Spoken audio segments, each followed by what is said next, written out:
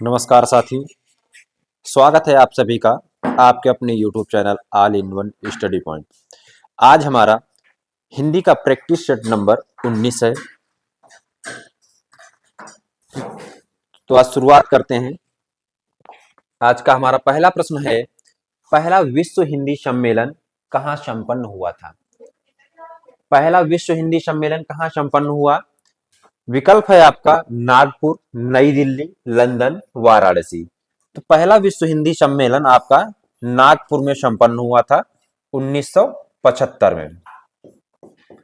1975 में संपन्न हुआ था और इसकी तिथि थी 10 से 14 जनवरी। 10 से 14 जनवरी 1975 नागपुर। प्रधानमंत्री उस समय थी इंदिरा गांधी। इंदिरा गांधी के शासनकाल में ये आपका विश्व हिंदी सम्मेलन संपन्न हुआ था। इसमें 30 देशों ने भाग लिया था। जो पहला विश्व हिंदी सम्मेलन हुआ था, इसमें 30 देशों ने भाग लिया था और इसमें जो भाग लेने वाले जो प्रतिनिधियों की जो संख्या थी वो 122 थी। इसके बाद बात करते हैं दिल्ली की। दिल्ली में तीसरा विश्व हिंदी सम्मेलन हुआ। तीसरा विश्व हिंदी सम्मेलन हुआ और तीसरा हुआ और कब हुआ? 1983 में। 1983 में। इसमें भाग लेने वाले देश कितने थे? 30 देशों ने इसमें भी भाग लिया था, लेकिन यहाँ पर जो प्रतिनिधियों की संख्या थी ये बढ़ करके कितनी हो गई थी? 260। इसमें 260 प्रतिनिधियों ने भाग लिया था। और जो हमारा लंदन में जो हुआ ये छठा विश्व हिंदी सम्मेलन लंदन में हुआ था। ये कब हुआ? 1999 में। 1999 में लंदन में हुआ।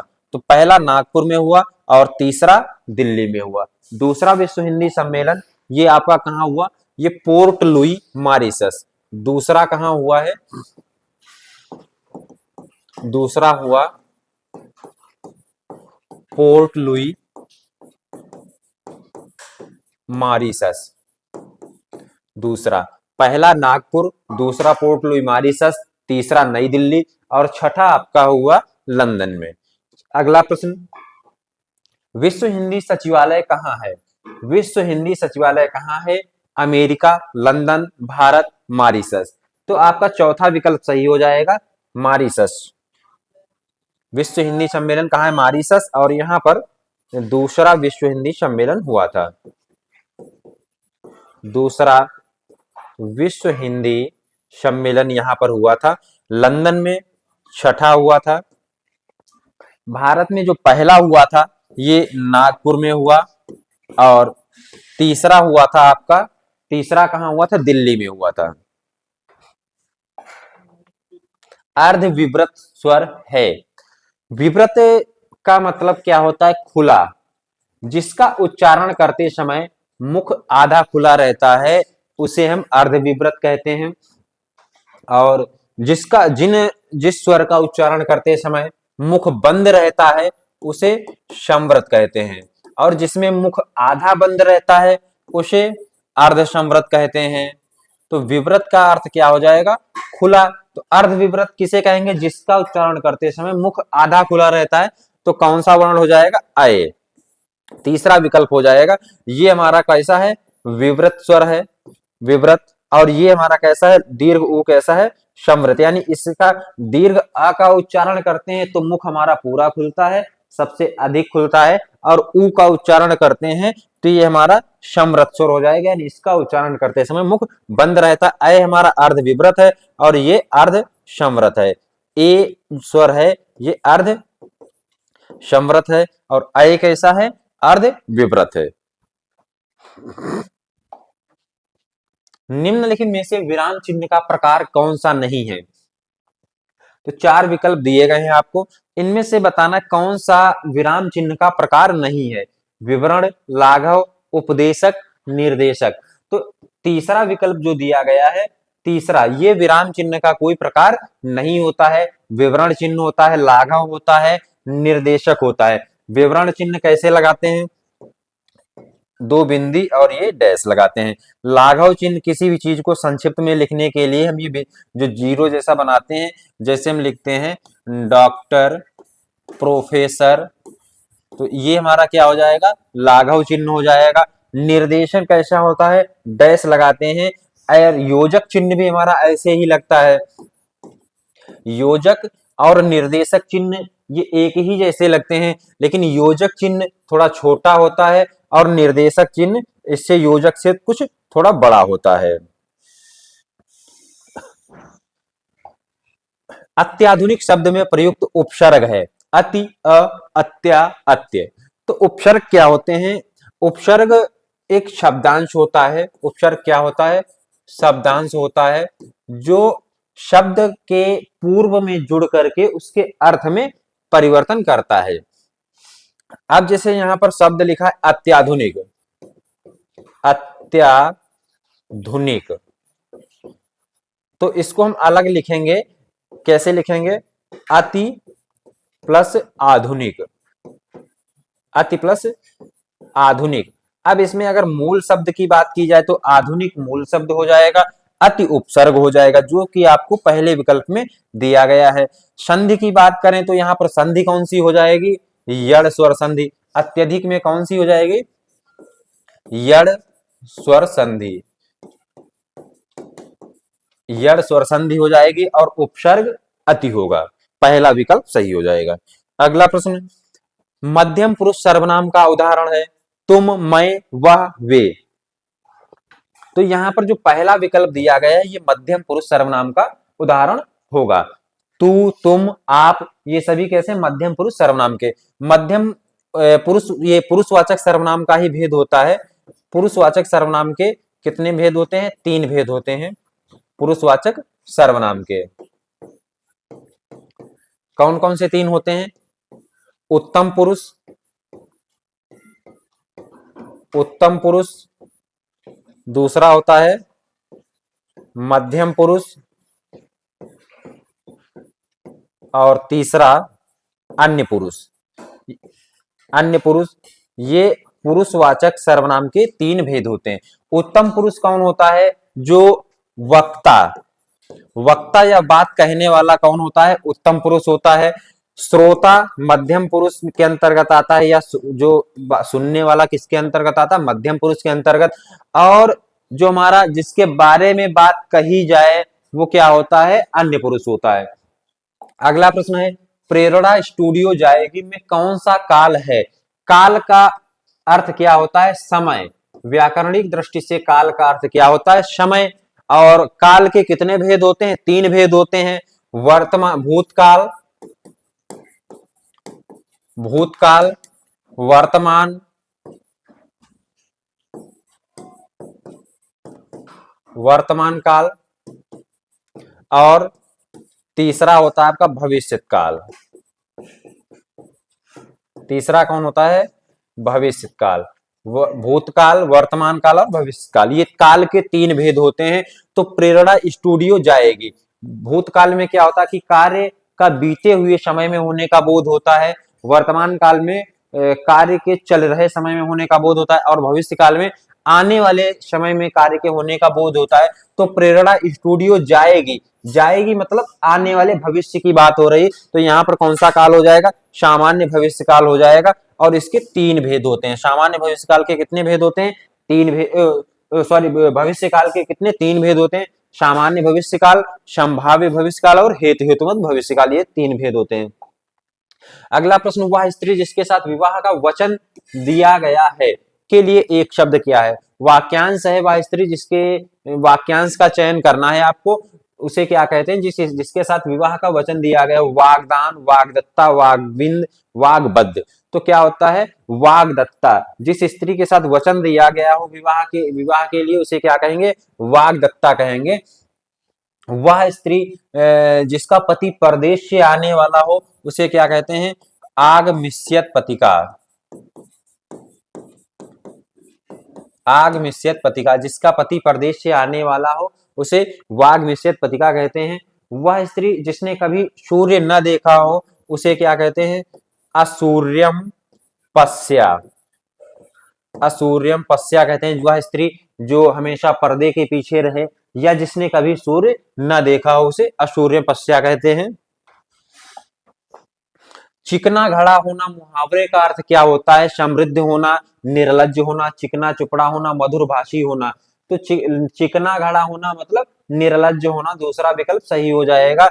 थाली का बैंगन होना मुहावरे का अर्थ क्या होता है? मुहावरा आता है थाली का बैंगन होना। तो थाली का बैंगन होना मुहावरे का अर्थ क्या हो जाएगा?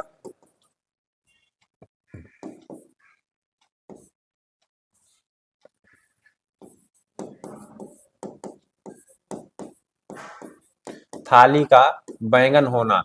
सिद्धांतहीन व्यक्ति। थाली का बैंगन होना क्या होता है? सिद्धांतहीन व्यक्ति। अगला प्रश्न है, मुंबई में गगनचुंबी इमारतें हैं, रेखांकित शब्द में कौन सा समास है? तो मुंबई में गगनचुंबी इमारतें हैं, रेखांकित शब्द में कौन सा समास है? क्या हो जाएगा? समास का अर्थ क्या होता है? संक्षिप्त या संक्षेपीकरण। संक्षेपीकरण। अब जैसे यहां पर हमने शब्द लिख लिया गगनचुंबी, अब इसको हमने संक्षिप्त में लिख लिया, इसका अर्थ क्या होता है? गगनचुंबी का अर्थ क्या हो जाएगा? गगन को चूमने वाली। गगन को चूमने चूमने वाली या चूमने वाला, जो भी हो। अब यहाँ पर क्या है? गगनचुंबी इमारतें हैं, तो इमारतें स्त्रीलिंग होती हैं, तो इसके लिए हमने क्या लगाया? वाली। अब यहाँ पर कौन सा समास हो जाएगा? तत्पुरुष समास हो जाएगा। तत्पुरुष समास के 6 भेद होते हैं। गगन को चूमने वाली, यहाँ पर कौन सा हो जाएगा?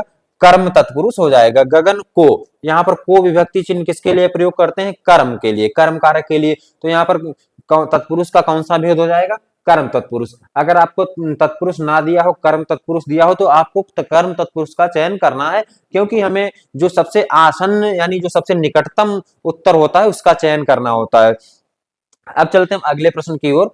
अगला प्रश्न है हमारा प्रश्न नंबर 11, निर्बल का विलोम क्या होगा? तो विलोम शब्द क्या होते हैं? विपरीत या उल्टा अर्थ। विलोम का अर्थ, शब्द विलोम का अर्थ क्या होता है? विपरीत। विपरीत या उल्टा। विलोम का अर्थ होता है विपरीत या उल्टा। निर्बल का विलोम क्या हो जाएगा? तो पहले तो निर्बल का अर्थ देखेंगे। निर्बल का अर्थ क्या होता है? जो बल रहित हो। बल रहित या बिना बल का। निर्बल किसे कहते हैं? बल रहित या बिना बल का। तो क्या हो जाएगा? सबल हो जाएगा, बल सहित हो जाएगा या बल के साथ।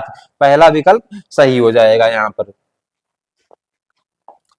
राजा का पर्यायवाची निम्न में से कौन सा है? शर्वरी, भूतेश, भूप, आर्यपुत्र। तो राजा का पर्यायवाची शब्द हो जाएगा भूप, और राजा का स्त्रीलिंग क्या हो जाएगा? रानी हो जाएगा लिंग के आधार पर। और राजा का विलोम शब्द हो जाएगा रानी, और राजा का विलोम शब्द हो जाएगा रंक भी हो जाएगा, और प्रजा भी हो सकता है। जो भी विकल्प में हो उसका आपको चयन करना है। ठीक है, तो यहाँ पर राजा का रानी किसके आधार पे हो जाएगा? लिंग के आधार पर हो जाएगा, रंग भी हो जाएगा और प्रजा भी होता है। तो राजा का पर्यायवाची शब्द इनमें कौन सा है? भूप। भूप, महीप। भूप, महीप, नरेश। ये महीप और नरेश ये भी राजा के ही पर्यायवाची शब्द होते हैं। अगला प्रश्न है, निम्न में कौन सा तद्भव नहीं है? तद्भव नहीं है दूध, हल्दी, दही, घृत। तो इनमें से जो चौथा विकल्प दिया गया आपको घृत। घृत ये आपका तद्भव नहीं है। ये कैसा है? तत्सम है। और इसका तद्भव क्या हो जाएगा? घी। घृत का तत्सम शब्द, तद्भव शब्द क्या हो जाएगा? घी। और ये घृत कैसा है? ये आपका तत्सम शब्द है। दही तद्भव है, इसका तत्सम क्या हो जाएगा? दधी हो जाएगा। हल्दी तद्भव है, इसका तत्सम क्या हो जाएगा? हरिद्रा। हल्दी का तत्सम हरिद्रा। दूध का दुग्ध। दूध का तत्सम क्या होता है? दुग्ध होता है। हल्दी का हरिद्रा। दही का दधी हो जाएगा, और घृत का तत्सम क्या हो जाएगा? घी हो जाएगा। प्रश्न नंबर 14, विद्यार्थी उदाहरण है। गुण स्वर संधि, वृद्धि स्वर संधि, व्यंजन संधि, अयादि स्वर संधि।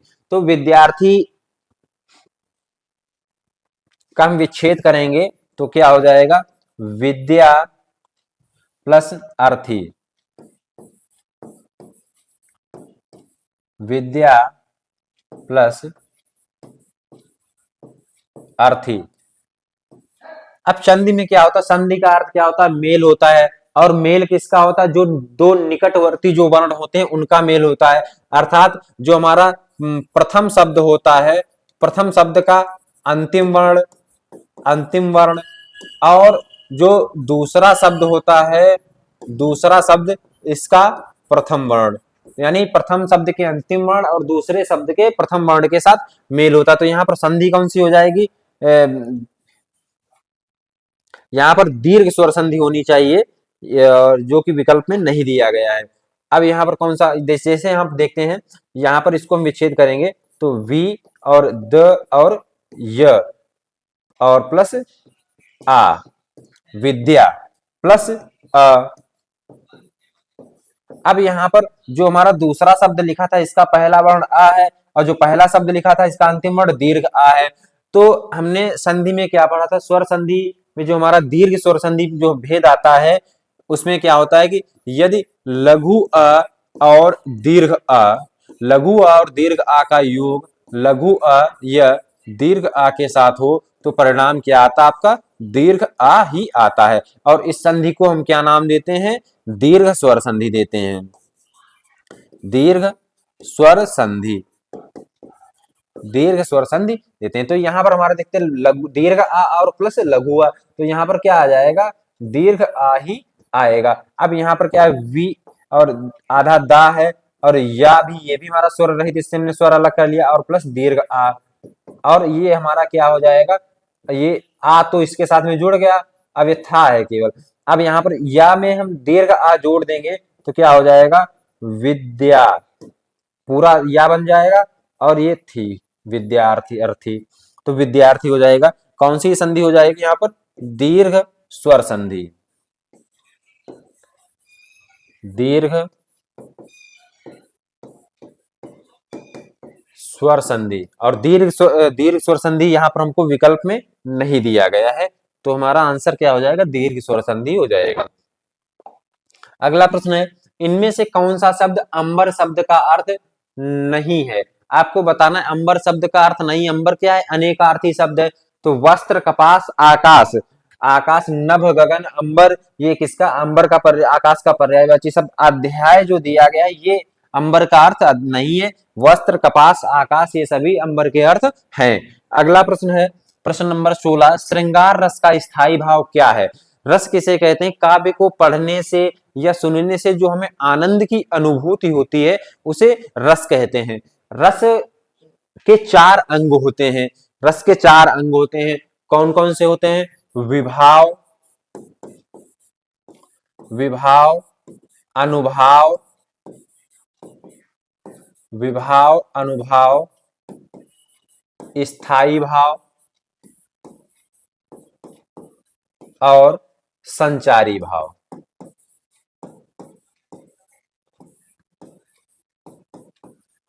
विभाव, अनुभाव, स्थायी भाव और संचारी भाव ये रस के चार अंग होते हैं।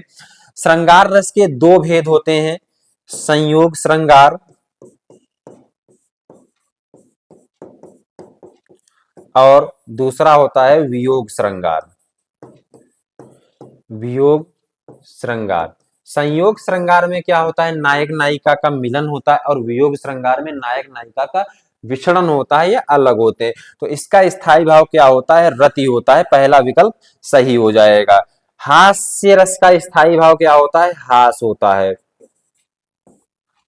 हास्य रस का स्थायी भाव क्या हो जाएगा, हास्य हो जाएगा। अगला प्रश्न है, दोहा के प्रथम चरण में कितनी मात्राएं होती हैं, 11, 12, 13, 14। तो दोहा क्या है, दोहा विषम मात्रिक छंद है, दोहा कैसा है, विषम मात्रिक छंद है, विषम मात्रिक, दोहा कैसा छंद है, विषम मात्रिक छंद है। तो इसके जो पहला और तीसरा चरण होता है, पहला और तीसरा चरण, इसमें कितनी मात्राएं होती हैं, 13 13। और जो दूसरा और चौथा चरण होता है, दूसरा और चौथा चरण होता है, इसमें 11 11 मात्राएं होती हैं। तो दोहा के प्रथम चरण में मात्राओं की संख्या पूछी गई है, तो प्रथम चरण में 13 मात्राएं होती हैं और दूसरे चरण में 11, तीसरे चरण में फिर 13 और चौथे चरण में फिर 11 होती हैं। इसे सोरठा का उल्टा, दोहा का उल्टा क्या होता है? सोरठा होता है। या सोरठा का उल्टा पूछा जाए तो आपका जवाब क्या हो जाएगा? दोहा हो जाएगा, क्योंकि सोरठा में जो पहली और तीसरी जो पंक्ति होती है वहां पर उसमें मात्राओं की संख्या कितनी? 11 होती है, और जो दूसरी और चौथी पंक्ति होती है उसमें मात्राओं की संख्या 13 होती है। प्रश्न नंबर 18, हवा में हस्ताक्षर किसकी रचना है? हवा में हस्ताक्षर किसकी रचना है? तो कैलाश वाजपेयी, राजेश जोशी, अशोक वाजपेयी, इनमें से कोई नहीं। तो हवा में हस्ताक्षर जो रचना है ये कैलाश वाजपेयी जी की रचना है। और कितने पाकिस्तान एक रचना है, कितने पाकिस्तान, ये किसकी रचना है? कितने पाकिस्तान, ये कमलेश्वर की रचना है। किसकी है? कमलेश्वर की। कितने पाकिस्तान रचना किसकी है? कमलेश्वर की है। अगला प्रश्न है, मन चंगा तो कठौती में गंगा, किसकी पंक्तियां हैं? मन चंगा और तो कठौती में गंगा, ये पंक्तियां किसकी हैं? आपको बताना है। विकल्प दिया गया है आपको, रैदास, मलूकदास, कबीरदास, अमीर खुसरो। तो कौन सा विकल्प यहां पर सही हो जाएगा? मन चंगा तो कठौती में गंगा, ये किसकी पंक्तियां हैं? ये पंक्तियां हैं रैदास जी की। पहला विकल्प सही हो जाएगा यहां पर। ये पंक्तियां किसकी हैं? रैदास जी की हैं। अगर इनका समय पूछा जाए तो किस किस काल की ये हैं? तो ये आपकी भक्ति काल की पंक्तियां हैं। किसकी हैं? भक्ति काल, भक्ति काल की पंक्तियां हैं। मलूकदास जी की पंक्तियां क्या हो जाएंगी? अजगर करे न चाकरी, अजगर करे न चाकरी,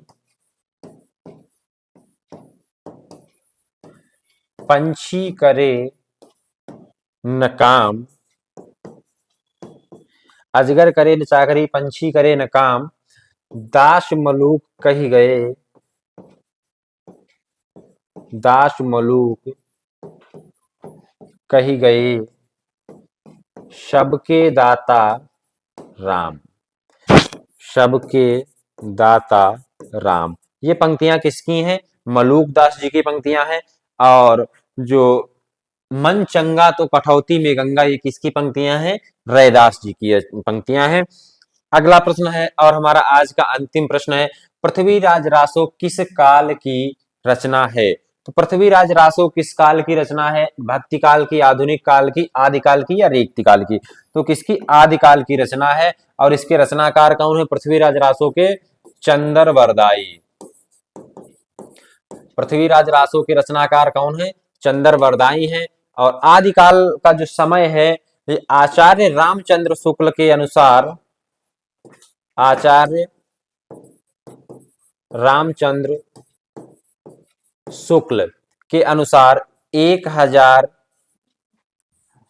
1050 से 1375, 1050 से 1375 ईस्वी तक ये आचार्य रामचंद्र शुक्ल के अनुसार इन्होंने आदिकाल का समय निर्धारण किया है। तो ये हमारा आज का अंतिम प्रश्न था। और जो भी साथी चैनल पर नए हो, जिन्होंने चैनल को सब्सक्राइब नहीं किया है, तो चैनल को सब्सक्राइब करें और वीडियो को लाइक और शेयर करें।